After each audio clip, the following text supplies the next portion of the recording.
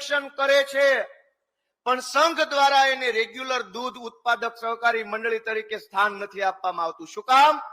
કે સૂચિત મંડળી રેગ્યુલર મંડળી થઈ જાય તો ભાજપના જે ગુંડાઓ અને બદમાશો બોર્ડ ઓફ ડિરેક્ટરમાં બેઠા છે ને એની ખુરશી હલી જાય એમ છે. અનેક કરોડો રૂપિયાના ખોટા ખર્ચાઓ સહકારી સંઘના માધ્યમથી કરે છે.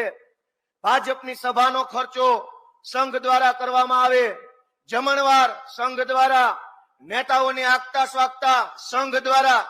અને હું પૂરી ગંભીરતા અને જવાબદારી સાથે કહું છું કે સી.આર. પાટીલ પ્રદેશ અધ્યક્ષ તરીકે જે ચાર્ટર પ્લાનમાં આખું ગુજરાતમાં ફરી ફરીને ઉડતા હતા એ તમામ ચાર્ટર પ્લાનનો ખર્ચો અલગ અલગ જિલ્લાની સહકારી સંઘ દ્વારા કરવામાં આવ્યો. દોસ્તો, બાપાના પૈસા નથી, આપણા બાપાના પૈસા છે. આપણી માયુએ જે હવારથી સાંજ સુધી ઢોર પાછળ, પશુઓ પાછળ જે મહેનત કરી એ પૈસાથી સી.આર. પાટીલ ચાર્ટર પ્લાનમાં ઉડે એનો ખર્ચો સંઘની અંદર ઉધારવામાં આવે.